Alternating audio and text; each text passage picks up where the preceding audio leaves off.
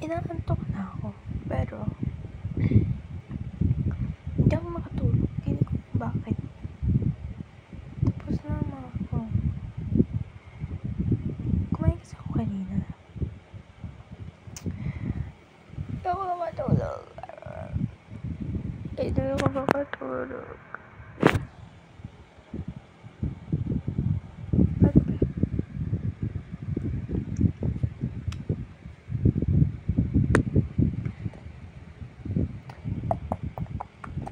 But, gagawin ko sa patulog. Yun.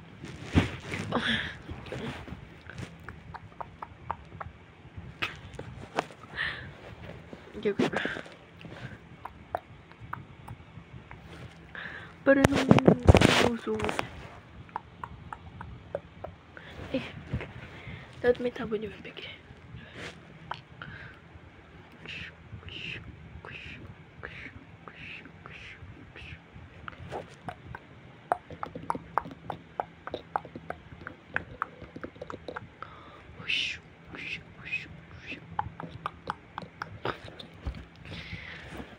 Bored na ako.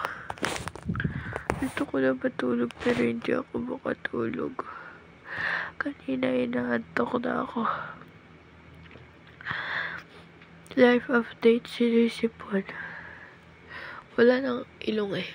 Sinisipon pa. Talaga naman ako. Gusto ko na matulog. Hindi ako makatulog. Ayoko na mag-cellphone. Kaya nag-video na lang ako. Wala na akong masinghot. Paramin niyo naman ako ng ilong niyo. Sakit ng mga tigyawat ko. Guys, nagkatigyawat ako dito. Diyan. Ang dami. Ang dami. Uwi sa dami. Dito. Dito lagi dyan nagkakatigyawat. Hindi ko alam. Siguro sa ginagamit ko sa hair. Tapos dito. Ayan, meron dito. Tapos dito. Tapos ito. Tapos ayun, wala na naman. Magaling na yung iba. Diyan ako madami pimples. Kaya tinatabunan ko yung hair ko. Baby hair. Hindi na ako makaya sa ilong. Wala na ako ilong eh. Sa nutrition day, ganito niyo ilong ko. Kung may eye tape, dapat may nose tape. Ganyan na. Pangit. Pangit na pinapangit ko pa. Yung masa side view lang. At siguro pag natutulog ako, nakaganyan siya. In fairness sa tit ko ang puti. Pero in person, ang puti rin. Bakit?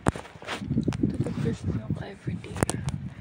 Hindi yun sa akin. Hindi marunong mag-toothbrush. Hindi na ako makahinga. Baka hindi ako makapunta bukas. Gusto ko na matulog. Tulog na ako. Bantayin niyo. Tulog na ako. Mag-live kaya ako sa TikTok.